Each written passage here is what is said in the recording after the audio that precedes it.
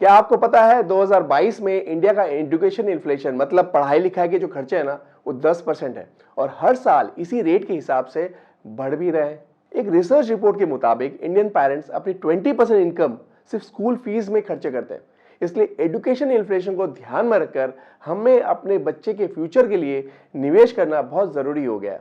तो चलिए जानते हैं कि हमें बच्चों के लिए कहाँ निवेश करना चाहिए। तो बच्चों के हिसाब से दो स्कीम काफी पॉपुलर है। एक है एचडीएफसी चिल्ड्रंस गिफ्ट फंड और दूसरा है सुकन्या समृद्धि योजना। और आज के हमारे इस वीडियो में हम इन दोनों स्कीम को कंपेयर करेंगे ताकि वीडियो के अंत होने तक आपको ये क्लियर हो जाए कि आपको अपने बच्चे के लिए कहाँ निवेश करना चाहिए।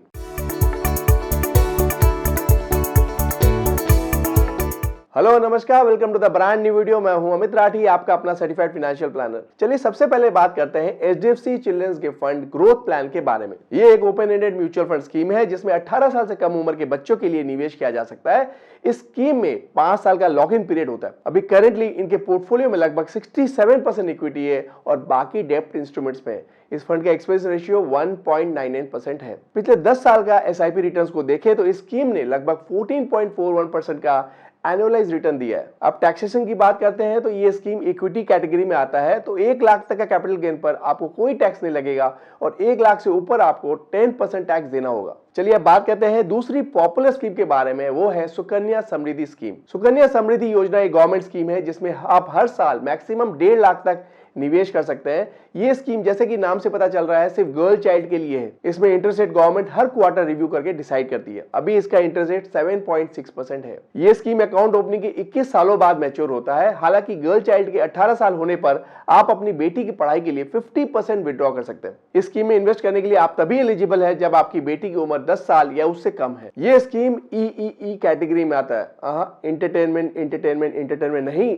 एग्जेम्प्ट यानी इसमें किए गए कंट्रीब्यूशन का आप 80C में डिडक्शन ले सकते हैं और इसी इन्वेस्टमेंट पर जो आपको इंटरेस्ट मिलेगा उस पर भी आपको कोई टैक्स नहीं भरना होगा और जो आपको मैच्योरिटी अमाउंट मिलेगी वो भी टैक्स फ्री होगी। इसलिए एग्जेम्प्ट। अब चलिए इसी स्कीम के रिटर्न को एचडीएफसी चिल्ड्रंस गिफ्ट प्लान के साथ कंपेयर करते हैं। अगर आप 2015 से दोनों स्कीम में 1.5 लाख रुपए निवेश किए होते तो एचडीएफसी चिल्ड्रंस गिफ्ट प्लान में आपको 14.41% का रिटर्न मिल जाता, जबकि सुकन्या समृद्धि योजना में आपको 8.06% का रिटर्न मिलता। जहां एजुकेशन इन्फ्लेशन 10% के आसपास है वहां 8% रिटर्न बहुत कम है।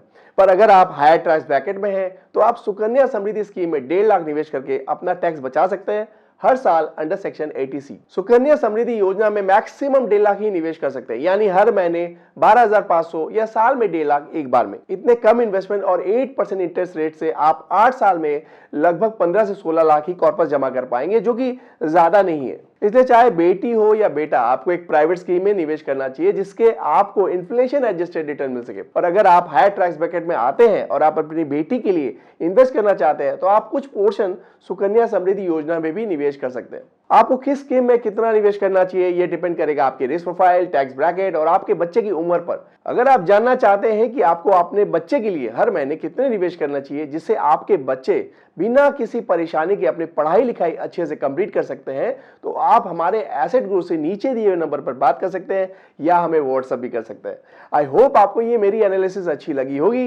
मिलते हैं नेक्स्ट वीडियो में with new investment knowledge and strategy के साथ। तब तक इस वीडियो को देखने के लिए हमारी तरफ से बहुत बहुत धन्यवाद और हाँ, इन्वेस्ट करें, खुश रहें।